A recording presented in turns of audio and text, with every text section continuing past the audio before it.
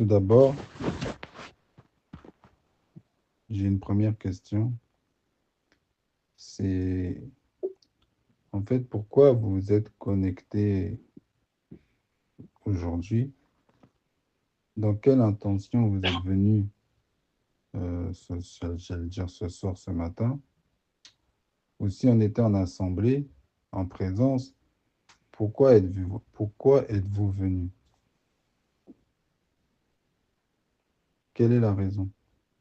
Donc je vous laisse répondre en fait en votre cœur, mais de savoir pourquoi en fait vous venez. euh, Pourquoi vous venez en fait aux réunions? C'est quoi la raison? Et on va commencer le message par par une thématique qui est la thématique des témoins. Pourquoi je parle des témoins? C'est parce que vous n'êtes pas censé ignorer ou vous devriez savoir que la semaine qui arrive, c'est la semaine en fait des 3 dernières fêtes de l'Éternel. La, pre- la première étant la fête des trompettes, qui a lieu entre mardi et mercredi. Yom Teruah, la fête de la sonnerie. Ensuite, nous aurons la fête des expiations, le Yom Kippour, ou Yom Kippourim, le jour du pardon. Et enfin, la fête des cabanes, le Sukkot. Et ces fêtes-là sont des fêtes témoins. C'est des fêtes qui rendent témoignage de Dieu sur la terre. Et ces fêtes témoins du Dieu sur la terre sont manifestées, sont fêtées, sont représentés, sont conviés ceux qui sont des témoins de Dieu sur la terre. C'est-à-dire, c'est le rassemblement de ceux qui sont témoins de Dieu sur la terre. Ceux qui n'en sont pas témoins ne sont pas concernés, mais ceux qui sont témoins sont concernés. Pourquoi? Parce que il est écrit dans le livre de la Genèse, Genèse 1, 14, que Dieu a placé dans les cieux dans le ciel, le soleil et la lune et les étoiles, pour marquer les temps et pour marquer ces moadim, c'est-à-dire ces rendez-vous, ces rencontres. D'accord? Et les fêtes de l'Éternel sont des jours de rendez-vous, des jours de rencontre, des jours où on se rencontre en fait avec le Seigneur. Et dans le mot moadim, il y a un petit mot aide qui veut dire témoin. D'accord? Donc, les témoins, ces fêtes sont des jours de témoignage et les témoins donc se rendent à un rendez-vous avec Dieu. Et la question que je nous pose, c'est est-ce que nous sommes ou est-ce que tu es un témoin? Je vais prendre en fait un exemple que nous faisons tous les jours et développer le message. Par exemple, lorsqu'on rencontre quelqu'un, nous disons shalom ou nous disons shalom, shalom. Que veut dire shalom? La paix. La paix. Très bien. La paix. Ça veut dire la paix de Dieu, la paix. Mais lorsque nous disons en fait shalom, ça veut dire que nous invoquons la paix sur la personne. Or, la paix, elle vient d'un endroit. La paix, le Seigneur dit, je vous donne ma paix, non pas comme le monde la donne. Le Seigneur s'appelle également le prince de paix. D'accord? Ou l'évangile que nous disons, c'est l'évangile de paix. La paix vient d'un endroit, la paix vient du ciel. D'accord? Et lorsque nous disons shalom, shalom, ça veut dire que nous prenons de la paix qui est dans le ciel et nous l'annonçons ou nous l'invoquons ou nous l'importons sur quelqu'un sur la terre. D'accord? Donc, ce qui fait de nous des passeurs ou des témoins, des personnes qui prennent des choses en fait qui sont dans le ciel et qui l'amènent sur la terre. D'accord? C'est ça que nous disons lorsque nous disons shalom. Nous prenons la paix n'est pas un mot. La paix est une réalité dans les cieux. Et lorsque nous disons shalom, ça veut dire que nous avons accès en fait dans les cieux. Nous sommes censés avoir accès dans les cieux et l'emmener en fait sur la terre. D'accord? Oui. Oui. Sylvie, si tu peux juste couper ton micro. Quand vous parlez, vous débranchez le micro. En fait, vous pouvez ouvrir le micro. Mais sinon, quand vous ne parlez pas, coupez le micro parce que sinon, ça fait des interférences. Pas de souci. Donc, c'est ce que nous sommes censés être, c'est des témoins. Et il y a une très grande différence entre quelqu'un qui sait que Dieu existe, quelqu'un qui dit qu'il marche avec Dieu, quelqu'un qui dit qu'il connaît Dieu, entre quelqu'un qui dit je connais Dieu, je connais la Bible, je prie, et quelqu'un qui est témoin. Vous savez, dans les Écritures, on nous parle d'un homme qui a été témoin qui s'appelle Enoch. La Bible Écriture nous dit que Enoch marcha 365 ans avec Dieu, puis il ne fit plus parce que Dieu le prit. 365 ans représente en fait, 365 jours représentent une année, 365 ans, ça veut dire que c'est l'équivalent de toute sa vie. Il a marché avec Dieu, puis Dieu le prit. Et Enoch a été un témoin, le premier témoin à rendre témoignage de la venue du Messie sur la terre et des jugements qui seront accompagnés. Ça veut dire que Enoch n'est pas quelqu'un qui connaissait Dieu de loin, n'est pas quelqu'un qui avait entendu parler de Dieu. Enoch a vu la venue du Seigneur. Enoch a vu le ciel. Enoch est rentré en contact avec les choses d'en haut et il les a prononcées toute sa vie sur la terre. Et lorsqu'il a achevé son témoignage, Dieu l'a pris. Plus personne n'a eu connaissance de lui. Et 365 ans, ça voulait dire, en fait, c'est comme s'il a disparu, c'est comme si Dieu l'a pris, mais très jeune. Pourquoi? Parce que les hommes, à ce moment-là, ils vivaient 900 ans, 930 ans. Yoshua Jésus, lorsqu'il est venu, il est parti à 33 ans, très jeune.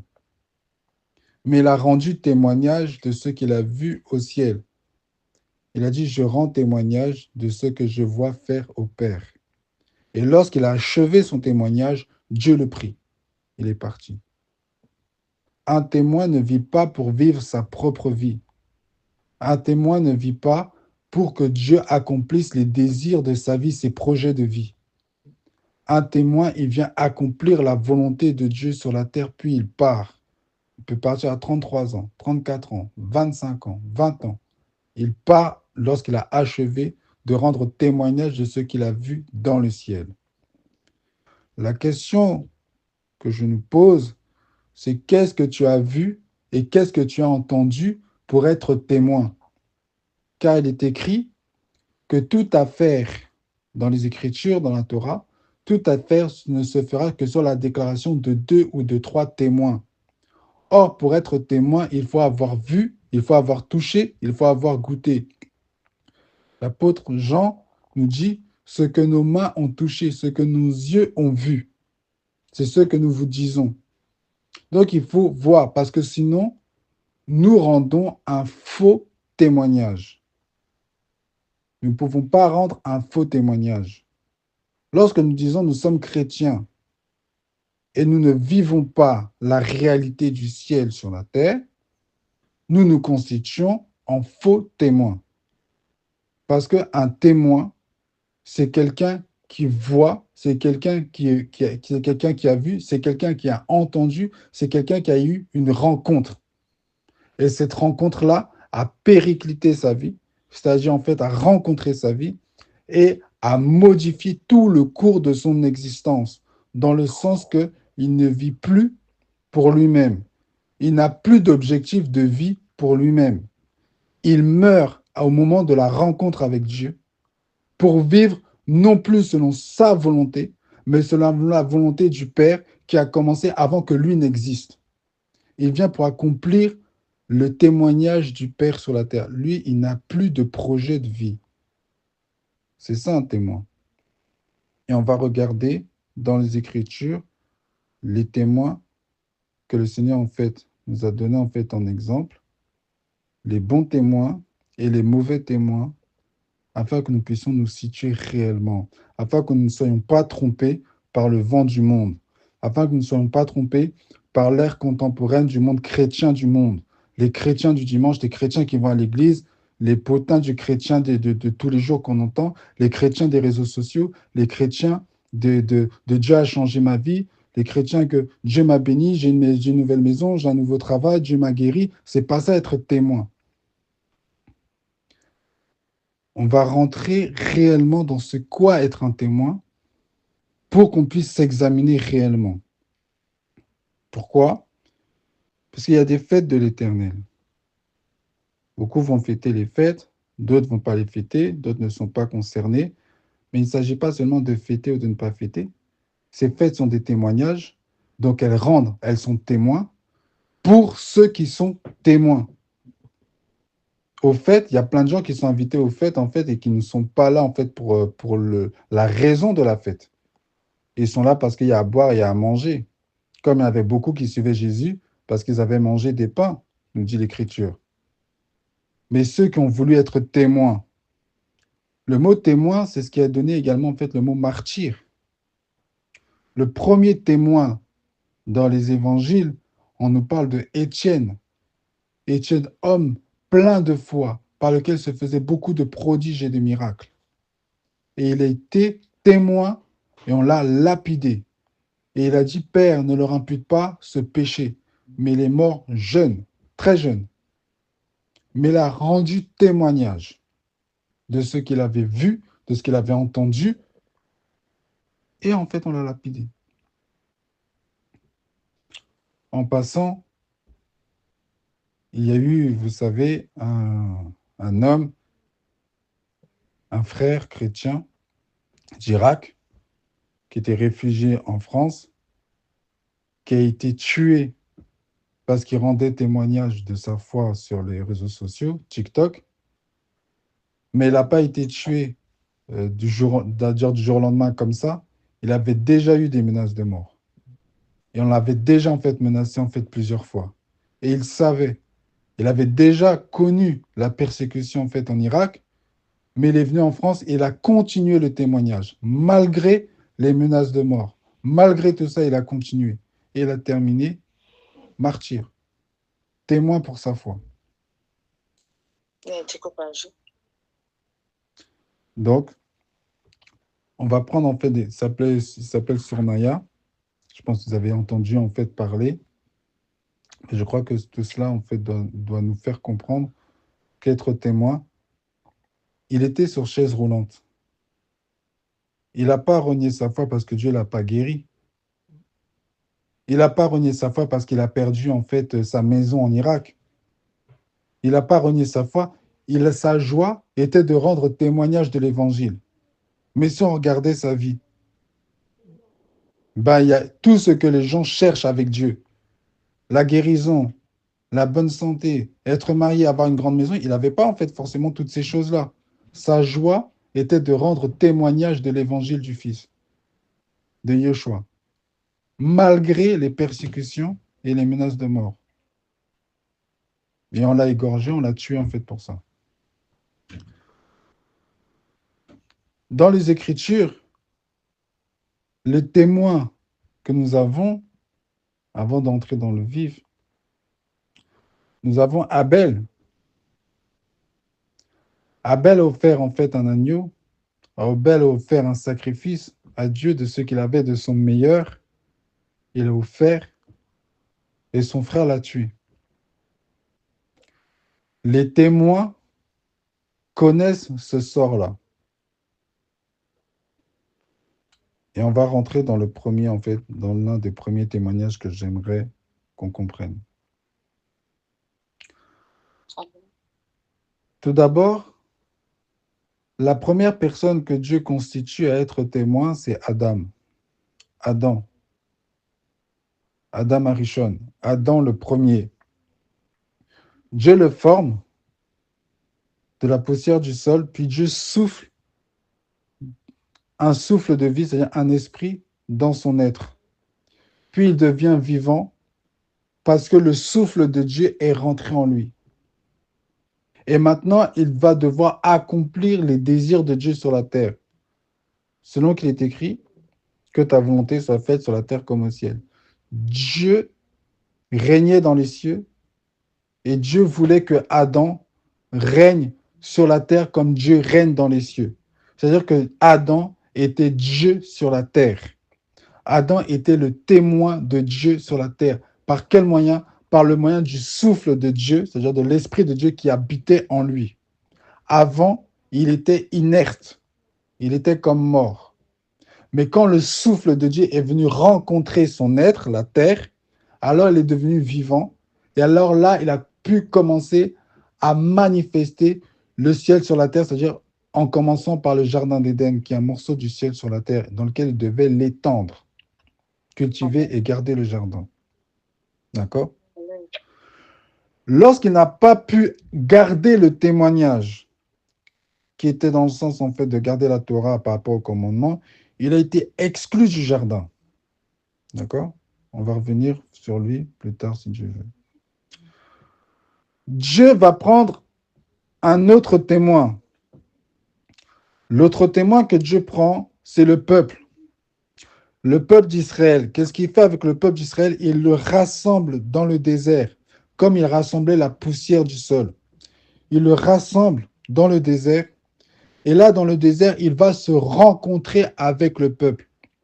L'Écriture nous dit que le peuple tout entier a vu les pieds de Dieu descendre sur la montagne. Et ils ont mangé et ils ont bu avec Dieu.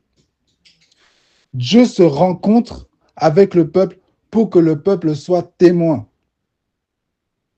Et le peuple va devoir être témoin. C'est-à-dire le peuple ne pourra pas gérer sa vie comme il veut. Il ne pourra pas dire on est un peuple comme tous les autres peuples. C'est un peuple dans lequel Dieu va imposer son sacerdoce, sa royauté, les sacrificateurs, le temple, les fêtes, les sacrifices. Ils seront un peuple témoin, un peuple qui rend témoignage du ciel. Dieu va changer leurs vêtements. Dieu va leur donner des vêtements célestes, des vêtements qui représentent le ciel. Ils seront comme des anges sur la terre pour être un peuple témoin au milieu des autres peuples. D'accord? Et ils rendent témoignage du ciel, selon qu'il dit à Moïse, fais d'après le modèle qui t'est montré sur la montagne. Donc, ils devaient voir et faire. Mais ils ne pouvaient pas, même leur marche, même ce qu'ils devaient manger, était codifié pour être témoins sur la terre de ce qui est dans les cieux. Mais pour que le peuple soit témoin, Dieu a fallu qu'il se manifeste, qu'il se rencontre avec ce peuple. Donc, ils ont vu la montagne. Ils ont mangé, ils ont bu avec Dieu. Dieu leur a donné en fait des lois.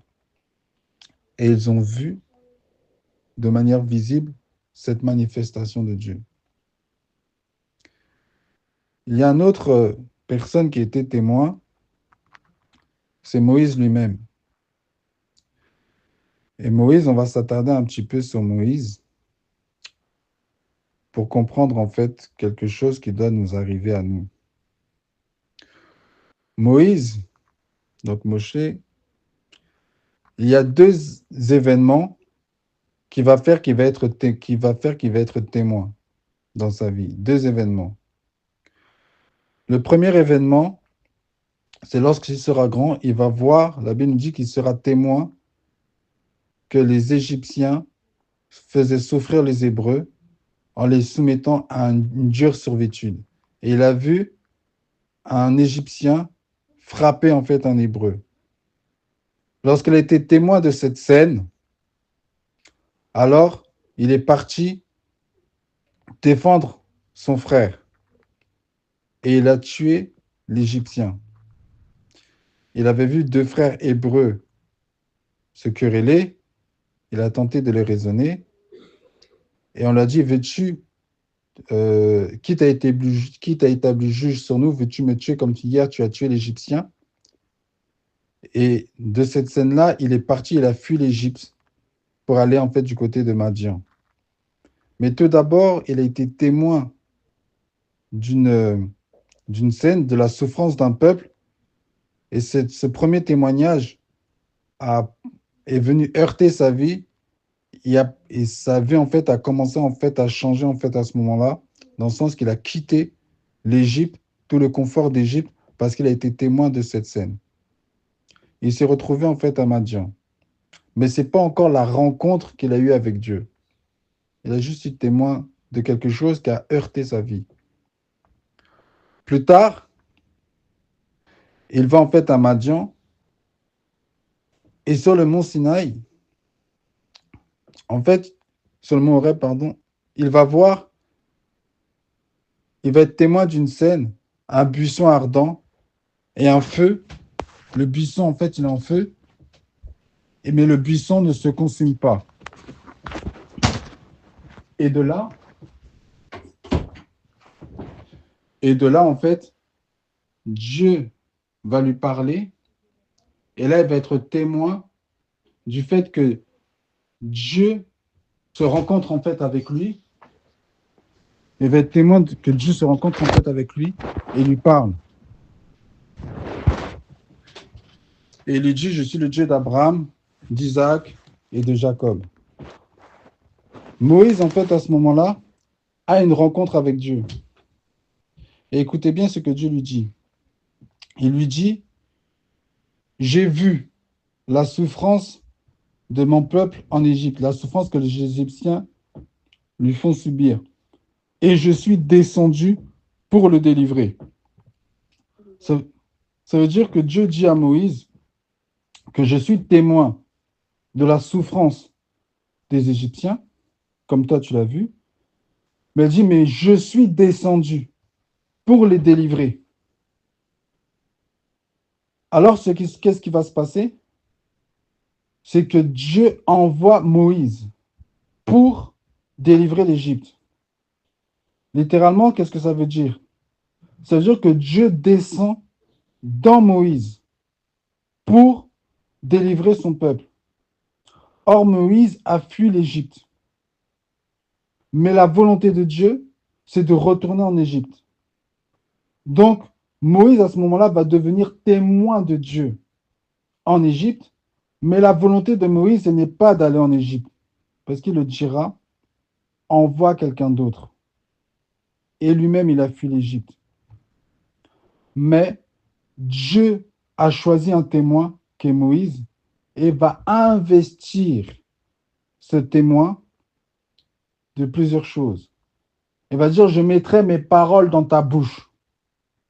C'est comme quand Dieu il souffle dans Adam et lui donne le bâton, qui est le bâton, signifie également en fait le sceptre ou encore le témoin. D'accord? Même dans les courses de 400 mètres, il dit, je te repasse le témoin, le bâton. Il donne le bâton et Moïse va retourner en fait en Égypte.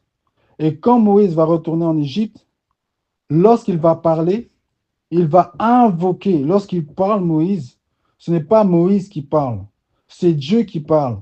Et ce qui se passe, c'est comme il est témoin du ciel sur la terre, c'est-à-dire comme il est devenu le trait d'union par lequel Dieu est descendu.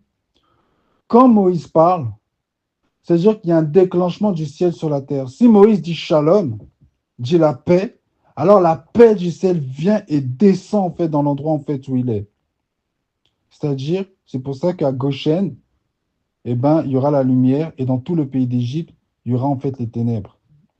Lorsqu'en fait qu'il dit que la mer devient en fait du sang, lorsqu'il porte en fait le bâton, alors toute l'Égypte est frappée par la puissance du ciel sur la terre. Parce qu'il est devenu témoin. La Bible nous parle que dans l'Apocalypse, il y a deux témoins. Et ils déclencheront en fait des fléaux en fait sur la terre. Pourquoi? Parce que Dieu est descendu sur la terre à la base de la personne de Moïse, de Moshe. Mais lorsque Moïse rencontre Dieu au buisson ardent, littéralement Moïse meurt. Parce que ce n'est plus Moïse qui va retourner en Égypte, c'est Dieu dans Moïse. Donc dans nos vies, avec Moïse, il y a ces deux dimensions. La dimension où tu peux être témoin de quelque chose, comme Moïse a été témoin en Égypte d'une souffrance ou d'un fardeau, de quelque chose qui te porte à cœur, et dans le sens, tu essaies de travailler, tu essaies de faire. Mais ce n'est pas Dieu qui est investi. Quand Moïse, Dieu a parlé à Moïse, et quand Dieu dit je suis descendu, là Dieu va descendre. Mais il a dit, mais toi le témoin, je vais te dire d'avance ce qui va se passer. Et ce qu'il dit à Moïse, à son témoin, il ne lui dit pas que tu seras béni, que tu vas avoir des bénédictions. Il lui dit, Pharaon va s'opposer. Il dit, j'endurcirai moi-même le cœur de Pharaon et ne laissera pas partir mon peuple si ce n'est pas par une bras forte et une main étendue. Ça va avec une grande puissance. Et Moïse, entendant cela, il dit, qui suis-je moi pour parler en fait à Pharaon? Envoie quelqu'un d'autre.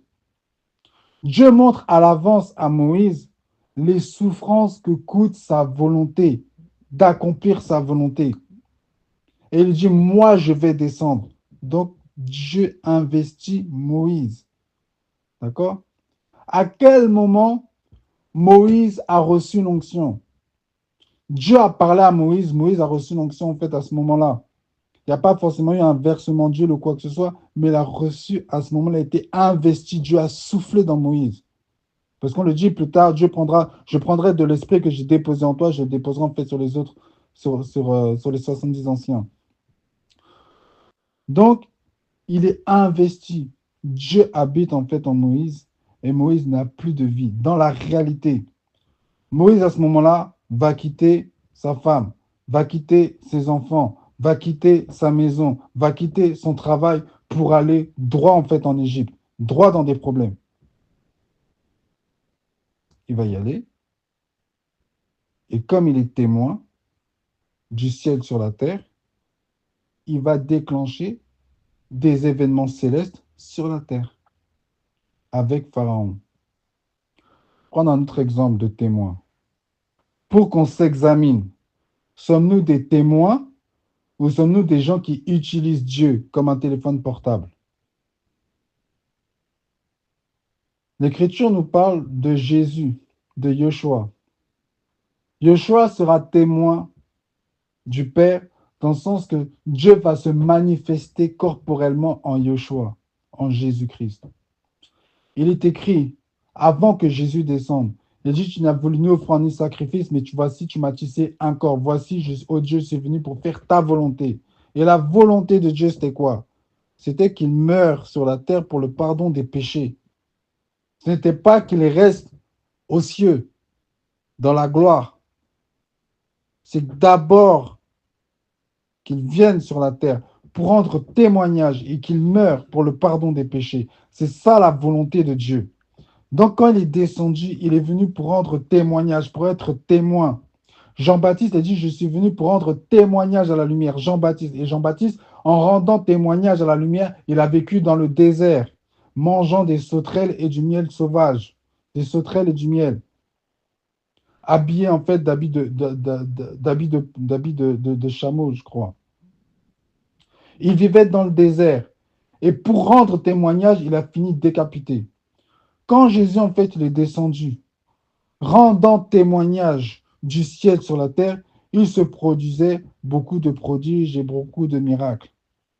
Il rendait témoignage de ce qu'il avait vu au Père, de ce qu'il avait entendu. Il dit, ma doctrine n'est pas de moi-même, elle est de celui qui m'a envoyé. Et lorsqu'en fait qu'il a continué en fait son œuvre, il le disait à ses apôtres, il le disait à ses disciples, il faut que le Fils meure, qu'il soit 3 jours dans le tombeau, dans la mort, puis le troisième jour, en fait, il ressuscitera.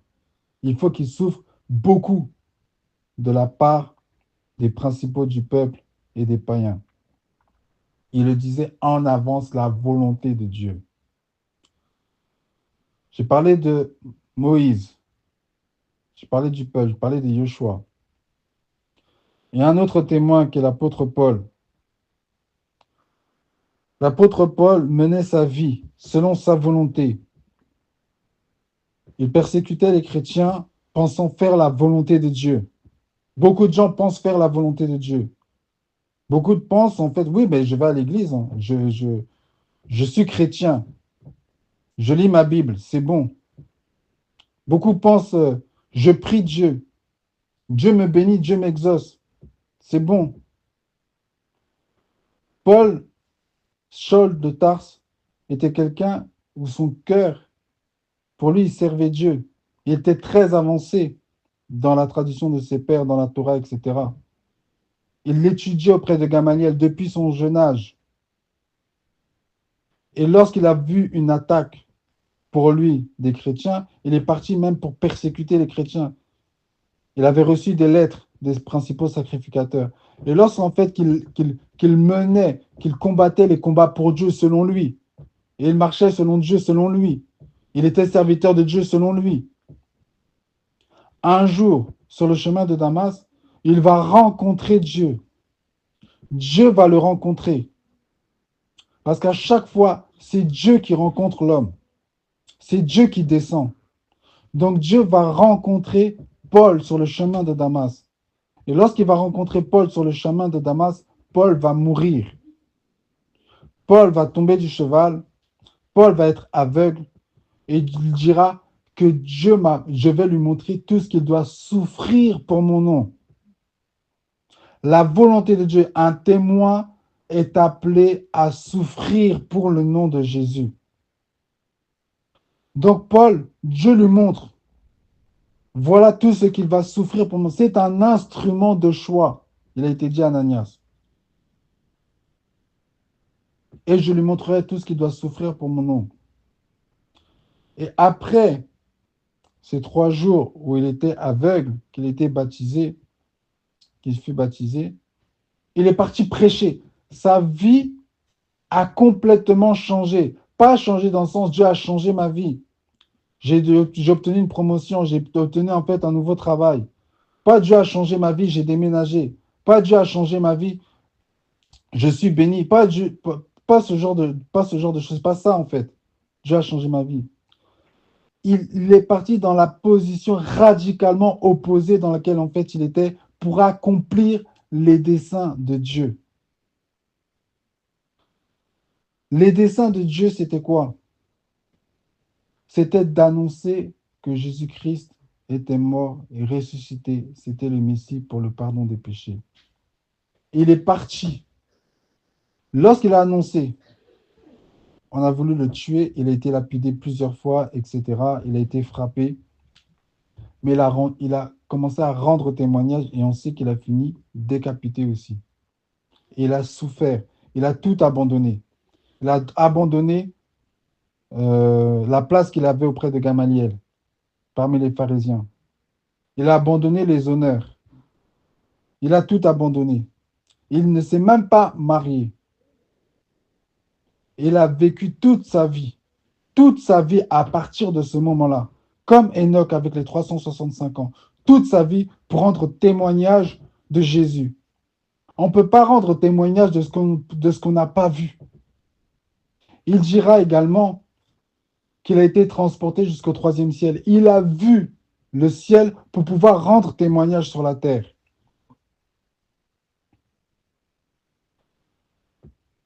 Dieu, en fait, a parlé à travers David. David, dans l'Écriture, nulle part il est écrit que David a vu Dieu.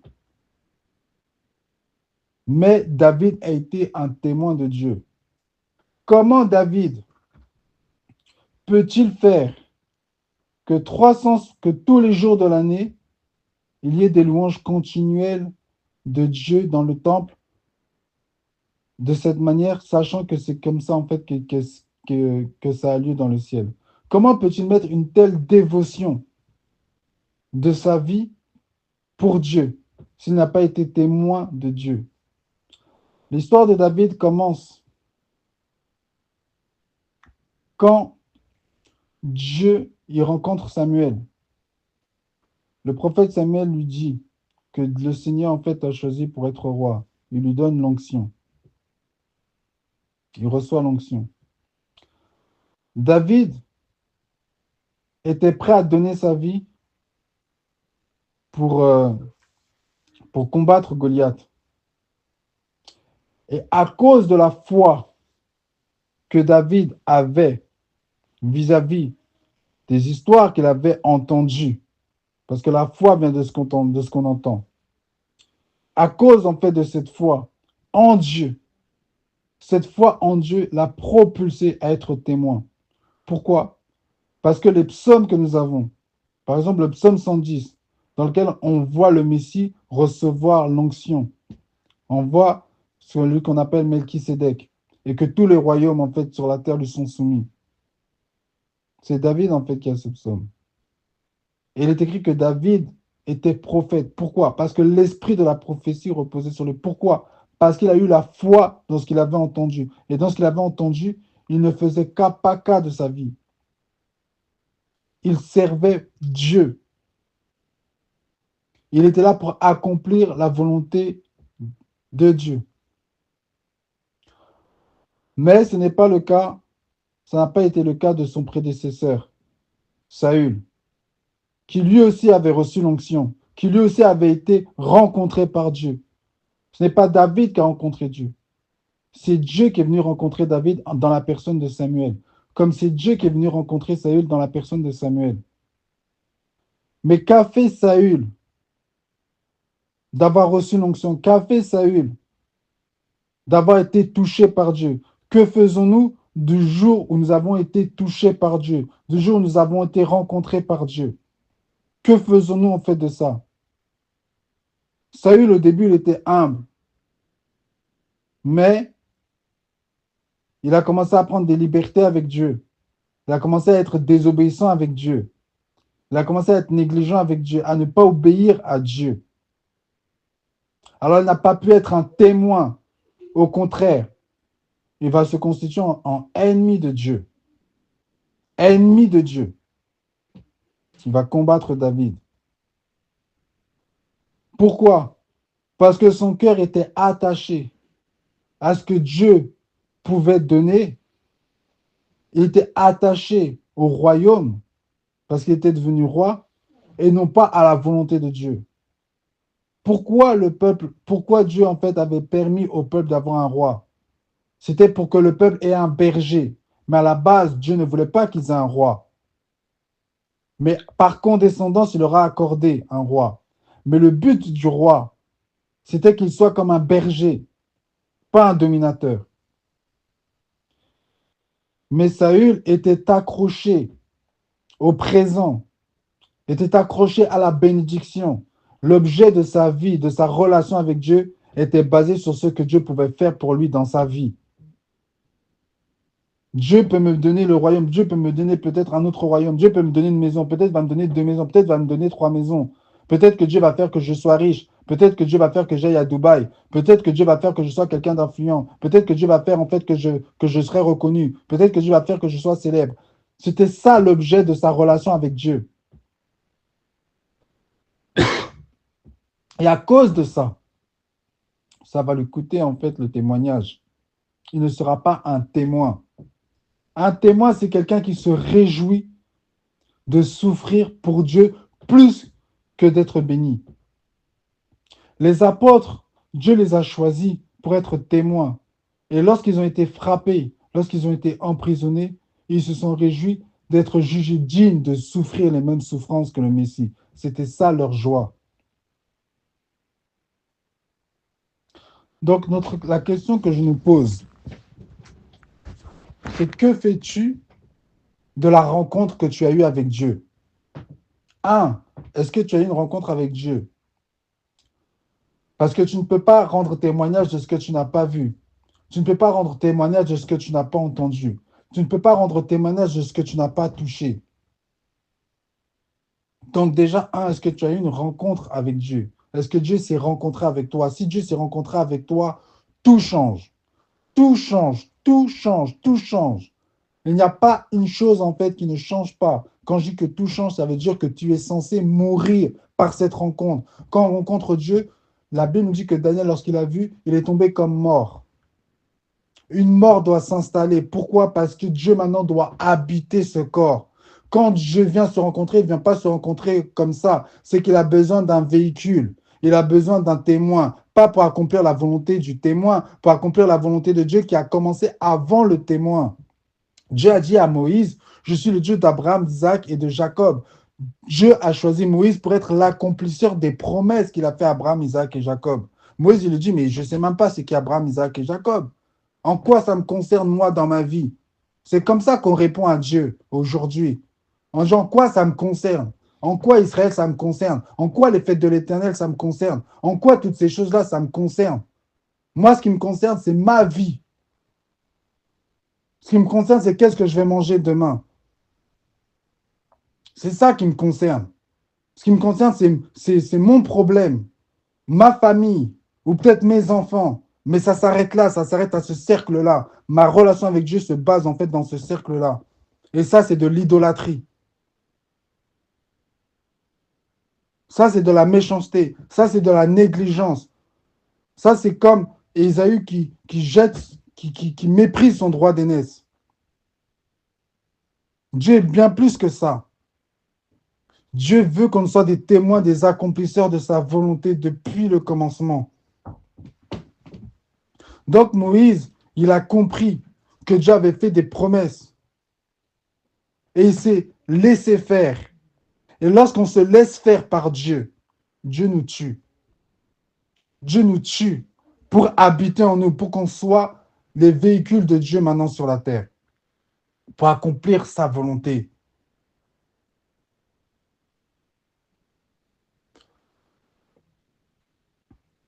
Il y a eu donc des hommes qui se sont laissés mourir, qui se sont laissés rencontrer par Dieu. Et comme je le disais, leurs vies ont changé, non pas pour le mieux, selon ce que les hommes disent, mais elles ont changé radicalement. Et par rapport à ce que ces hommes-là voulaient pour leur vie, c'est à l'encontre opposé. C'est l'opposé total. Donc quand on devient témoin, on se laisse ouvrir le cœur, on ouvre notre cœur et on devient esclave de Jésus-Christ, esclave de Dieu. Lorsqu'on ouvre son cœur, alors Dieu, maintenant, il descend. Et quand il dit, quand Dieu descend, il a dit en fait à Moïse, ôte tes souliers car tu te trouves sur une terre sainte. Ça veut dire, les souliers signifient beaucoup de choses. Signifie sa marche, sa vie, là où je veux aller, ce que je vais faire. Tu dois enlever toutes ces choses-là. Tu dois enlever ça. C'est plus toi qui vas guider tes pas. C'est plus toi qui guide tes pas. C'est Jésus. Donc, il a enlevé ses souliers. Et Dieu, en fait, dit, ôte tes souliers car tu te trouves sur une terre sainte. Quand Dieu demande la sainteté, quand Dieu commande la sainteté, quand Dieu manifeste sa sainteté parce qu'il est saint, c'est-à-dire que la sainteté, c'est quelque chose, en fait, qui n'est pas une option. C'est pas, oui, je fais ça, je fais pas ça. Je me sanctifie à ma manière. Tu ne rencontres pas Dieu comme ça. Tu n'as pas rencontré Dieu. C'est un état de sainteté qui appelle à plus de sainteté. Quand on est témoin de Dieu, on marche dans la sainteté. Notre bouche devient sainte, c'est un ordre, c'est un commandement. Mais ce n'est pas seulement un commandement qui est dit sois saint. Ce n'est pas seulement en fait dans le sens sois saint, c'est qu'il est saint. Et si il est saint et que tu as rencontré le saint sanctifie ta bouche. C'est un état. Donc quand nous sommes témoins, on ne joue pas avec le monde. Parce que jouer avec le monde, c'est être en fait comme Saül. C'est ne pas être témoin, c'est se constituer en faux témoin. Lorsque le Seigneur vient, il entre. Il nous a montré l'exemple dans le temple. Plusieurs niveaux de sainteté. Le parvis, le lieu saint et le lieu très saint. Et Dieu se rencontre dans le lieu très saint. Donc la rencontre de Dieu se fait dans un état de sainteté. Oh Dieu me parle, Dieu me parle, Dieu me parle, que Dieu me parle. Mais tu veux que Dieu te parle. Dans les églises, dans le monde chrétien, Dieu parle, Dieu parle, Dieu parle, Dieu parle, Dieu parle, Dieu ne parle pas. Il est écrit que les visions étaient rares en ce temps-là. Pendant que le peuple sacrificateur volait les offrandes, couchait avec les femmes, tous les scandales, Quand on entend que Dieu parle, la Bible dit, l'Écriture dit que Dieu ne parlait pas. La parole de Dieu était rare en ce temps-là et les visions n'étaient pas fréquentes. Pourquoi? Parce que le peuple n'est pas saint. Donc si toi aussi Dieu ne te parle pas, c'est parce que tu n'es pas dans la sainteté. Dieu parle dans la sainteté, dans le lieu très saint, dans le saint des saints. C'est l'endroit où Dieu se rencontre avec l'homme. Donc si tu es témoin, ça doit se voir. Ça, tu dois être saint, tu dois être dans la sainteté, pas une sainteté d'apparence, pas une sainteté d'apparence de piété. Dieu est saint. Donc il se rencontre dans le lieu saint, dans le lieu très saint. Il vient se rencontrer avec toi, mais il te dit de venir. Donc tu dois être dans... Et c'est là que Dieu parle. Si dans ton temple, il y a des idoles, Dieu n'habite pas dans un temple fait d'idoles. Comment tu peux dire que tu es Dieu, que tu es témoin de Dieu et tu portes des idoles dans ton cœur? Tu portes des célébrités, tu portes des commérages, tu portes des potins. Tu as la même vie que les gens du monde, les mêmes aspirations que les gens du monde, les mêmes choses, les mêmes accomplissements, l'orgueil de la vie. Ton rêve, c'est d'avoir une grosse voiture. Ton rêve, en fait, c'est d'impressionner les gens. C'est des idoles. Dieu n'habite pas dans une maison pleine d'idoles. Quand Dieu se rencontre réellement, il détruit les idoles. Un jour, l'arche de l'alliance est rentrée dans la maison de Dagon. C'est-à-dire que Dieu vient rencontrer Dagon. Quand Dieu vient rencontrer Dagon, Dagon est terrassé une fois, terrassé deux fois, crucifié. La Bible dit que ceux qui sont à Christ ont crucifié les désirs de la chair, ont crucifié les passions et les désirs de la chair. Si nous sommes témoins, nous ne sommes pas témoins, nous ne sommes pas des chrétiens parmi les chrétiens. Quelqu'un qui est témoin, c'est quelqu'un qui a vu. C'est quelqu'un qui rencontre Dieu continuellement. C'est quelqu'un qui entend Dieu continuellement. C'est quelqu'un auquel Dieu lui parle de ce qu'il va faire. Et disant ce qu'il va faire, les témoins que nous avons vus, c'est un chemin de souffrance. Le Seigneur dit, vous savez où je vais.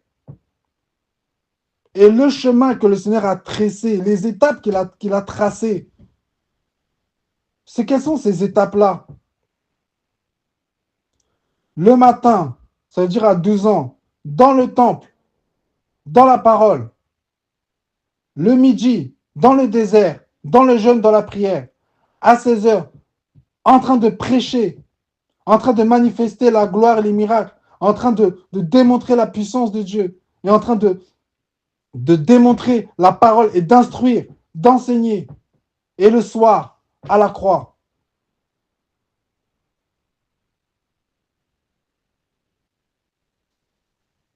Samson était un témoin. Mais quand le témoin veut faire ce qu'il veut, on finit par lui crever les yeux. C'est-à-dire que tu ne vois plus Dieu. On lui coupe les tresses. Il n'a plus la force, il n'a plus la consécration. Et il devient le jouet du monde. Il devient la risée du monde. Il devient l'instrument du monde. Il devient la personne, il devient une alliance avec le monde. Comme aujourd'hui on voit, témoin, gospel témoin, toutes les émissions de télé-réalité d'évangile témoin qui sont des associations du monde. On tronque l'onction de Dieu pour être avec le monde. Ce n'est pas des témoignages, c'est de la compromission. Un témoin, il est fidèle. Un témoin, il est dans le émet. Et dans émet, qui est la vérité, il y a aussi le mot met, qui est la mort. Fidèle jusqu'à la mort. Un témoin fidèle n'est pas dans la foule.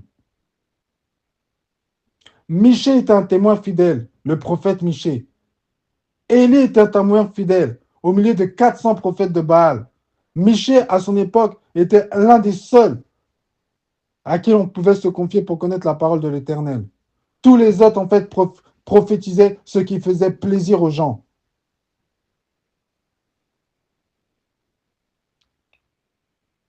Donc, toi, aujourd'hui, quel genre de témoin tu es? As-tu rencontré Dieu? Si tu as rencontré Dieu, qu'est-ce que tu fais de ce témoignage? Est-ce que tu utilises ce témoignage pour tes propres intérêts, comme Saül, ou est-ce que tu veux te constituer comme un véritable témoin? Un véritable témoin, il cherche Dieu dans la prière, dans le jeûne, comme David. David n'a pas commencé en fait à composer des psaumes après la victoire de Goliath. David, il servait déjà Dieu dans le secret. Là où personne ne le voyait, il disait, je me battais contre l'ours et le lion, quand on voulait prendre en fait une brebis du Seigneur, quand on voulait prendre une brebis de mon Père. Il louangeait déjà Dieu dans le secret.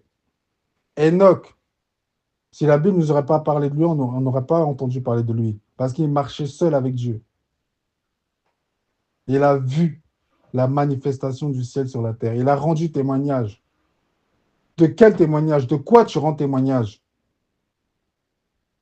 Paul, il a rendu témoignage tout le temps, à chaque fois, de cette rencontre qu'il a eue avec Dieu. Il rendait témoignage. Ce n'est pas seulement une parole. Sa vie elle-même rendait témoignage qu'il y a eu en fait quelque chose qui est rencontré, une pierre a touché sa vie et toute sa vie était basée que sur ce témoignage-là. On ne pouvait plus le dissocier de ce témoignage.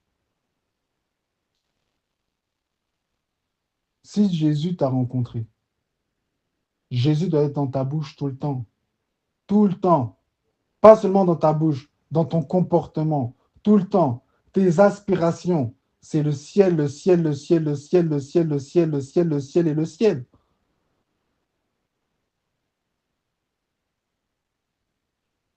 Tu dois vomir ce que tu entends quand on parle en fait de Dieu aujourd'hui. Lorsqu'on t'entend en fait des fausses prédications, lorsque tu vois tout ça, tu dois vomir, tu dois être malade si tu as rencontré Dieu. La Bible nous dit, nous rend témoignage des hommes. Néhémie. Néhémie était un homme qui avait déjà une grande place auprès du roi. Quand il a entendu que Jérusalem était à feu et à sang, son visage de lui-même s'est décomposé. Et il a reçu. Le roi est venu le voir. Il me dit, pourquoi as-tu mauvais visage? Il dit, comment mon cœur peut-il être en fait dans la joie quand j'entends que la ville du grand roi, la ville bien-aimée, Jérusalem, est à feu et à sang, que ses portes sont consumées par le feu. Alors il a prié son Dieu dans son cœur. Dieu l'a envoyé. Elle a occupé sa vie à réparer la muraille. Et à la fin du livre, il dit, Seigneur, souviens-toi de moi. Souviens-toi que j'ai travaillé. Souviens-toi. Et de tous ceux en fait qui l'ont persécuté en fait pendant qu'il travaillait. Quand Dieu a appelé Joseph pour être un témoin, Joseph, à la fin de sa vie, qu'est-ce qu'il a dit? Je sais que Dieu vous visitera. Vous prendrez mes eaux et vous la ramènerez dans la terre promise qu'il a promis en fait à nos pères. Joseph savait qu'il était un témoin par rapport à ce que Dieu avait promis auparavant. Joseph savait que le Dieu qu'il avait rencontré venait pour accomplir une volonté qui n'était pas la volonté de Joseph.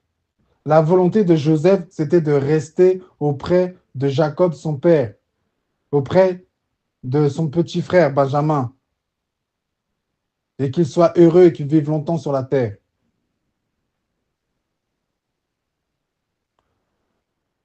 Notre volonté, la volonté de l'homme n'est pas de mourir,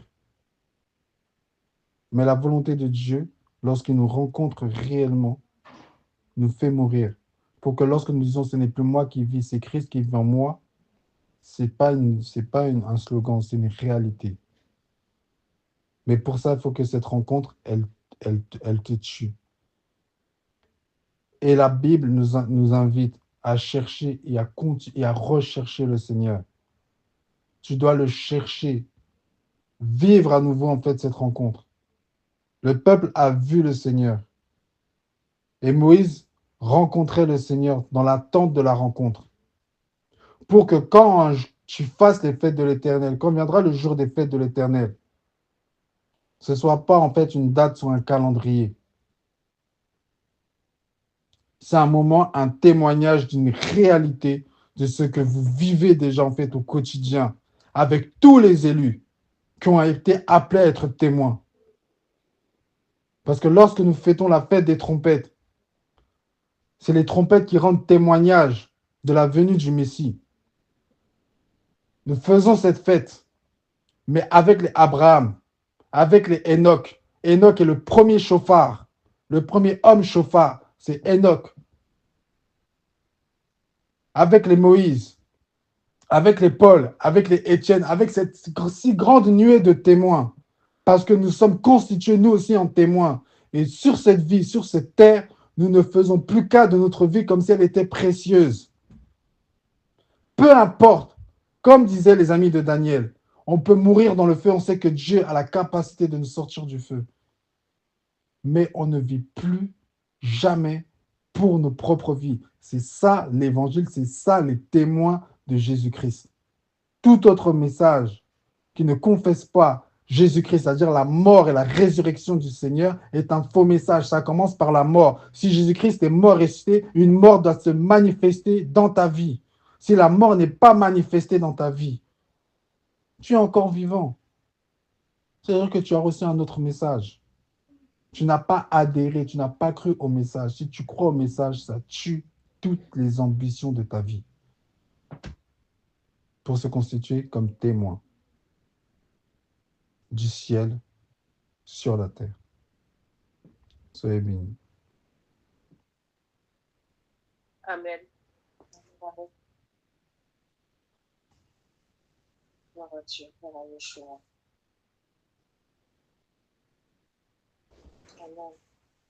Amen. Si vous avez des questions, il n'y a pas de souci.